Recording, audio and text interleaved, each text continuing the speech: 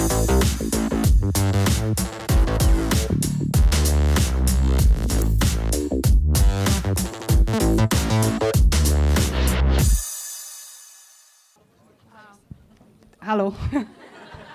Now I get it. Right. His name is Rumo. He's my foster partner. And we talk about dogs now. All right, let's go.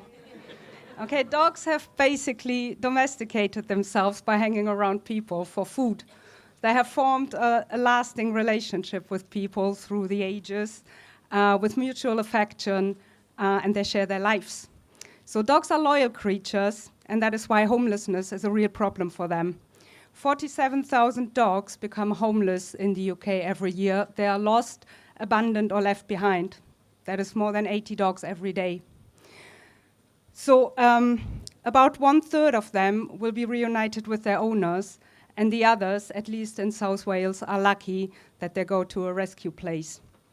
So in the rescue place, they get hope, care, and hopefully a new home eventually.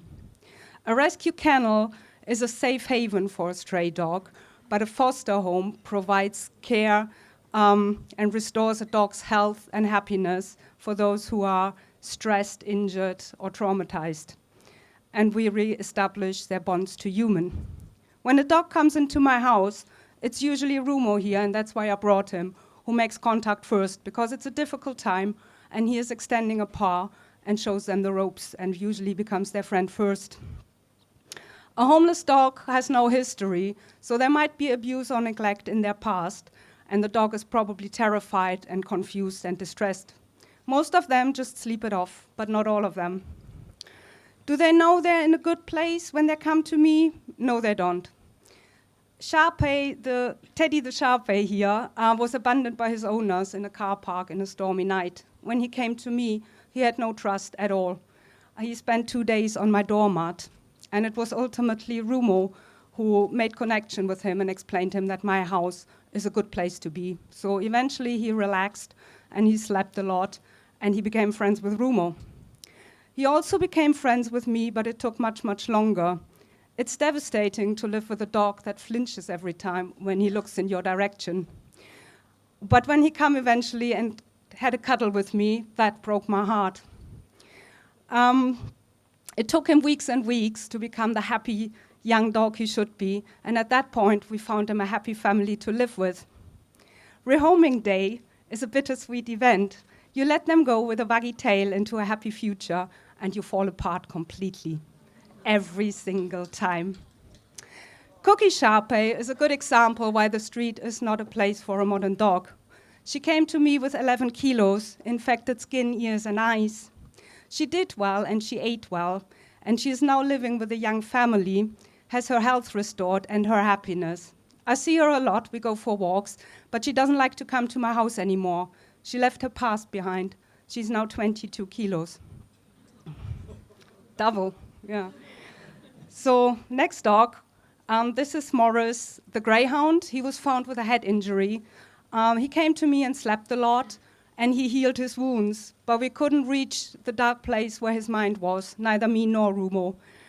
He was traumatized, he had nightmares and panic attack, and we couldn't keep him safe or make him happy, so the decision was made to let him go, which to me felt like a personal failure, and I'm not really over it yet. We took a break from fostering then. So you can see it's an emotional roller coaster. There's Patch, greyhound cross. He was rehomed and returned for eating his new mom's handbag.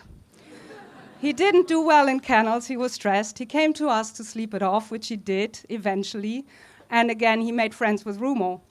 They played fighty-bitey in my living room, and I needed to renovate afterwards. And he made it very clear that he enjoys cuddles and sharing furniture. So when the time was right, we found for Patch a young couple that likes to share furniture as well. He's very happy now, and the handbags gets locked away when he's home alone. It's one of these pictures I can't stop looking at, because this is the reason I'm doing it all. It's not easy, it's often heartbreaking, but when you see what becomes of a dog once they have found their life again and a new family, it makes it all worthwhile. Now I've lost my thread. A lot of people, that's it, a lot of people say, oh, I couldn't do that, I couldn't let them go in the end. But they're not going to animal testing or something. They live a family life. And look at these faces. That's why I do it. And I can also let them go because the next needy case is just around the corner. And there's always a needy case. And there always will be. So far we have fostered 11 dogs, and I know there will be more. I'm also foster coordinator, and I help other people fostering dogs, which is even better, so there's more dogs to be helped.